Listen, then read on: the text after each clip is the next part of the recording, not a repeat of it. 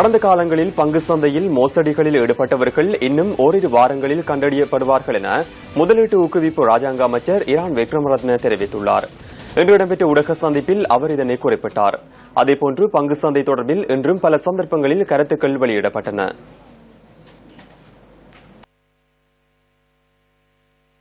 කොටස් වෙළඳ පොලේ තියෙන ප්‍රශ්නයත් බොහොම ගැඹුරු ප්‍රශ්නයක්.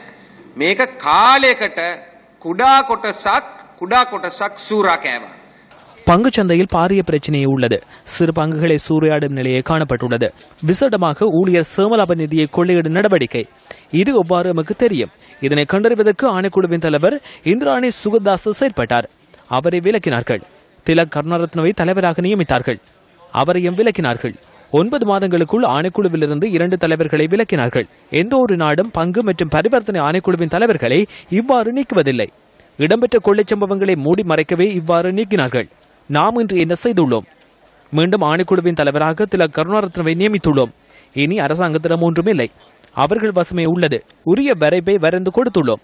ஆணைக்குழு மீது எந்தவிதமான அழுத்தங்களையும் நாம் பிரயோகிக்கப் போவதில்லை. ஆகவே இன்னும் ஓரிரு வாரங்களில் யார் குற்றவாளி என தெரிய வரும். நீதிமன்றத்துக்கு யார் கொண்டு செல்லப்படுவார்கள் என்றும் தெரிய வந்துவிடும்.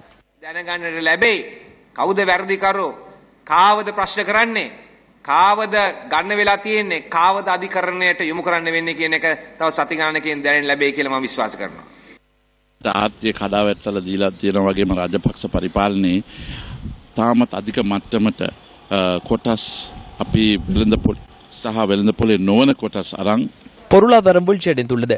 சந்தையில் அல்லாத பங்குகளை பெற்று தற்போது நாங்கள் பங்கு சந்தைக்கு பங்களிப்பு செய்துள்ளோம்.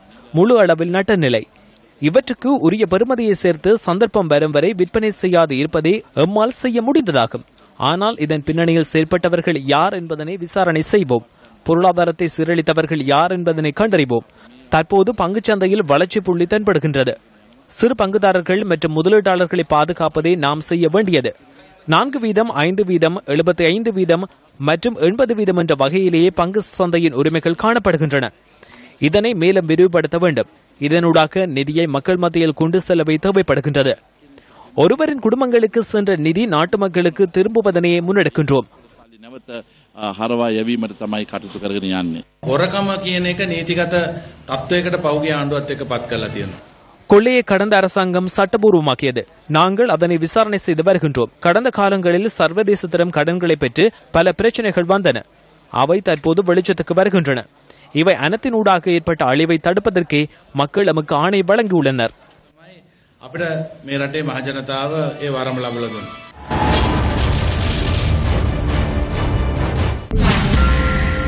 2010, 2011, 2012 ஆண்டு காலப்பகுதிகளில் கொழும்பு பங்கு சந்தையில் பல்வேறு மோசடிகள் இடம்பெற்றுள்ளதாக தகவல்கள். பங்கு சந்தையில் 283 மில்லியன் ரூபாவை சேர்த்து கல்பட்டி பீச் ரிசோர்ட் ஹோட்டல் நிர்மாணிக்கப்பட்டமை தொடர்பில் பங்கு மற்றும் பரிவர்த்தனை ஆணைக்குழு விசாரணை. ட்ரீப்கோம்பு அல்லது சிட்ரஸ் லெஷர் பங்கின் விலை 10% வீழ்ச்சி. லங்கா ஹாஸ்பிட்டல் பங்கின் விலை 2011 ஆண்டு ஆகஸ்ட் மாதம் 17ஆம் தேதி அசாதாரண புள்ளியில் அதிகரிப்பு. உள்ளக கொடுக்கல் வாங்கல்களின் விலைகளை செயற்கையான முறையில் கூட்டி குறைத்தல் மற்றும் முன்பு விற்பனை செய்த மற்றும் கொள்வனவு செய்தல் பங்கு சந்தையில் இடம்பெற்றதா? விரிவான விசாரணைக்கு சரியான காலம் இதுவல்லவா?